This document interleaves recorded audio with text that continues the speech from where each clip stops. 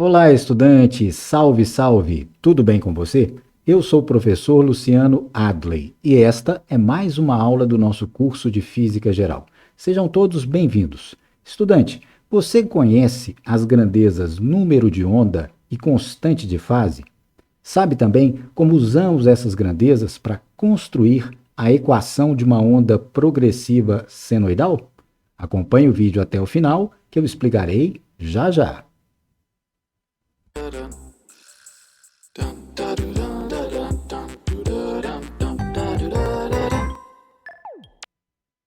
De volta com você, estudante, e então, na aula de hoje, veremos a construção da equação de uma onda senoidal.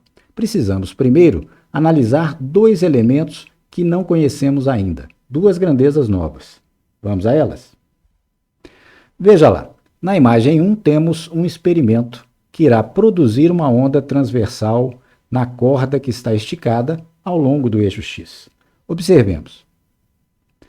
Viu aí, estudante? A mão da pessoa movimentou transversalmente, durante uma oscilação completa, a extremidade da corda. E assim, se produziu nela a onda senoidal que vemos nessa imagem 1. Essa onda tem comprimento de onda lambda. Queremos agora medir alguns valores característicos dessa onda que nos permitirão estabelecer a sua equação no instante fotografado. Este instante será para nós o instante t igual a zero. Nesse instante, portanto, foram medidos os parâmetros numéricos indicados na imagem 1. Se utilizarmos um aplicativo matemático adequado, ele nos fornecerá, com esses parâmetros experimentais, o valor 8, o valor 4 e o valor 1,31, a seguinte equação para a onda no instante t igual a zero. Y igual a 8, seno de 2x mais π sobre 6. Fisicamente, estudante, já conhecemos um desses elementos. Note bem, o valor 8 é o deslocamento máximo de um ponto da corda em relação à sua posição de equilíbrio. Portanto, 8 é a amplitude dessa onda. Falta estabelecermos fisicamente quem são as constantes 2 e π sobre 6. A essas constantes vamos dar o nome K e φ0, e com isso, a nossa equação para a onda mostrada na imagem 1 será y igual a seno de kx mais φ0. Portanto, para essa onda em particular, fotografada no instante t igual a zero, temos amplitude igual a 8 unidades, a constante k igual a 2 unidades e a constante φ0 igual a π sobre 6. Agora, definamos mais um elemento. É a fase φ dos pontos dessa corda no instante t igual a zero. Nesse caso, será exatamente kx mais φ0, ou seja, a fase φ é o argumento do seno que está representando a nossa onda no instante t igual a zero. A constante k é denominada número de onda e a constante φ0 é chamada de constante de fase. Perfeito, estudante? Primeiro detalhe, como determinamos a constante de fase? Veja que podemos obter φ0 a partir das condições iniciais que o operador ou sistema que produz a onda impõe à sua extremidade esquerda. Note lá, se tomarmos o ponto da extremidade esquerda, o seu valor de x é zero.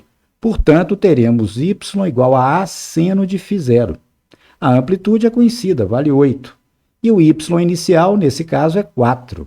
Note, então, que teríamos 4 dividido por 8, igual a seno de φ0. Então, teríamos seno de φ0 igual a meio. φ0 deveria ser, em primeiro valor, 30 graus, ou π sobre 6 radianos. Perfeito? Então, registre aí. A constante de fase φ0 é determinada pelas condições iniciais impostas a um ponto particular da corda. Nesse caso, a sua extremidade esquerda. Entendido?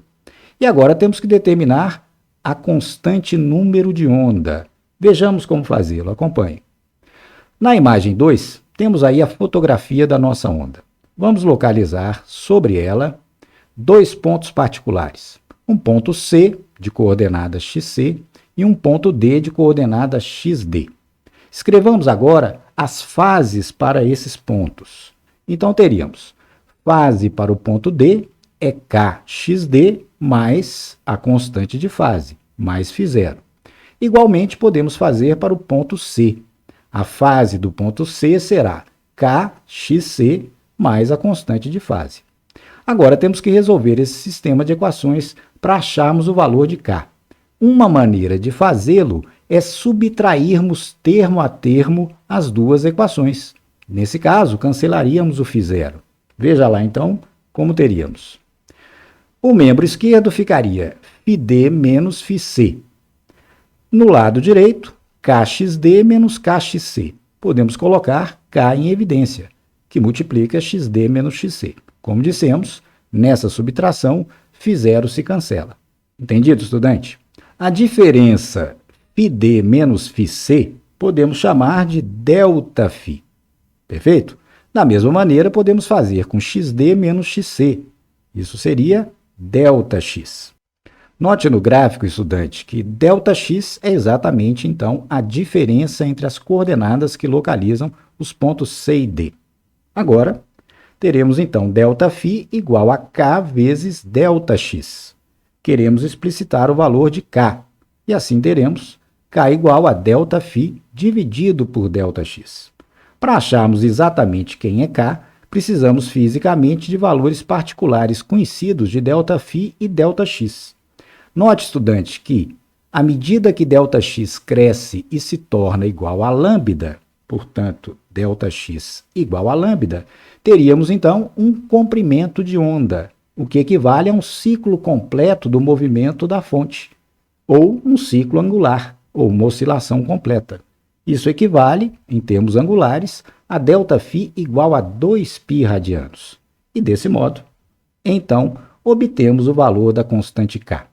Portanto, o número de onda é k igual a 2π sobre lambda.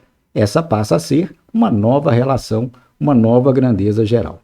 Lembre-se, com ela, então, podemos escrever para um instante particular qual é a equação dos pontos da corda. Y igual a seno de kx mais a constante de fase φ0. E assim, k será sempre 2π sobre lambda. Perfeito? Muito bem. E agora queremos conhecer como o tempo faz a forma da corda se modificar. Lembre-se, obtivemos essa equação para o tempo igual a 0. Vejamos lá. No experimento em que uma onda é criada, temos a produção, como já sabemos, de uma crista e um vale consecutivos a cada intervalo igual a um período. Vamos considerar dois pontos particulares nesse caso. Um ponto que chamamos de M, que já está sendo atingido por uma crista, e um ponto P, que está adiante, que ainda será atingido pela mesma crista. Note lá, na imagem 4, então, temos um instante que consideramos t igual a 0, em que o ponto M já está sendo atingido pela crista, e mais adiante teremos o ponto P, que será também atingido pela mesma crista. Vamos, primeiramente, localizar os referenciais em que vamos medir as coordenadas desses dois pontos. Temos aqui o referencial com origem O', que está ligado à própria crista, ou seja, ele se move, ele acompanha o movimento da crista. E temos também um referencial com origem O, que está conectado ao oscilador, ou seja, está estático em relação ao fenômeno. Perfeito, estudante? Em relação, então, ao referencial O', o ponto M tem as coordenadas x' e y. Desse modo, nesse instante, que é o nosso tempo igual a 0, como já vimos, já sabemos escrever a equação para o ponto M. Teremos, então, ym igual a seno de k vezes a sua coordenada, que no referencial da crista será x', mais a constante de fase característica dessa onda. Perfeito? Muito bem, agora vamos fazer o seguinte experimento. Vamos acompanhar a progressão da crista até que ela atinja o ponto P e o eleve à mesma altura de M. Observe. Viu aí? O tempo requerido para isso faz com que a onda percorra uma distância v vezes t. Perfeito? Como P tem a mesma altura de M, podemos escrever que YP igual a YM. Como já conhecemos YM, teremos YP igual a A seno de Kx' mais φ0. Perfeito, estudante? Pois bem, agora sim temos que verificar como o tempo afetou a posição do ponto P. Para isso, devemos escrever a equação para y de P, ao invés de x', utilizando a coordenada geral x, medida em relação ao referencial O. Como obter x? Note o esquema. Sabemos que a distância percorrida pela onda, no instante t, foi vt. Temos x' e a coordenada geral x. Perceba nesse esquema, estudante, que x equivale a vt mais x'. Desse modo, podemos escrever, então, que vt mais x' é igual a x. Isolando, então, a variável x', teremos x' igual a x menos vt, que é a nossa relação número 4. Então, podemos substituir a relação 4 na relação 3.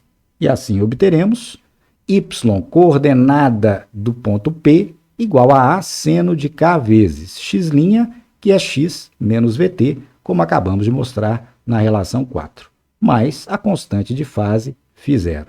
Percebeu, estudante? Essa equação 5, portanto, nos mostra como as dependências espacial e temporal afetam a coordenada y dos pontos da corda. Mas há um detalhe. Veja só, essa equação número 5, como está, ela é válida para uma onda que se propaga no sentido positivo do eixo x, ou seja, para a direita. O que ocorreria se a nossa onda se propagasse no sentido contrário, para a esquerda? A única modificação física seria, ao invés de V positivo, teríamos V negativo. Portanto, ao invés de V, teríamos menos V. Nesse caso, substituindo V por menos V, apareceria um sinal positivo, menos vezes menos, mais. Portanto, a equação número 5, acompanhada dos dois sinais que serão usados conforme o sentido de propagação da onda, nos dá a desejada equação da onda transversal. Mas podemos, estudantes, explorar essa equação em termos de outros parâmetros. Fica mais conveniente para um número maior de aplicações. Vejamos como fazer. Genericamente, o ponto P é um ponto qualquer da corda, então podemos omitir a notação P. Teremos, assim, y igual a A seno de K, x mais ou menos vt, mais a constante de fase φ0, a nossa equação número 5. Vamos desenvolvê-la multiplicando o fator K, o número de onda. Então, teremos Kx mais ou menos Kv vezes T, mais a constante de fase, relação número 6. Aqui temos um produto, estudante, que podemos traduzir de modo simples em termos de uma única variável, é o produto Kv. Para isso, recordemos que a velocidade da onda é lambda vezes f. Como f é o inverso do período, isso equivale a lambda dividido pelo período. Portanto, quem será o nosso produto Kv? Veja lá. K vezes V resulta em o K, como mostramos no início desta aula, é 2π sobre lambda. E o V equivale a lambda sobre o período. Cancelando o fator comum lambda, resultará em 2π dividido pelo período. Veja lá então. O produto número de onda vezes velocidade de propagação, K vezes V, equivalerá sempre a 2π sobre período. Mas lembre-se, 2π sobre o período é exatamente como já definimos a frequência angular da onda. Então, temos aí uma identidade importante. Identidade número 7.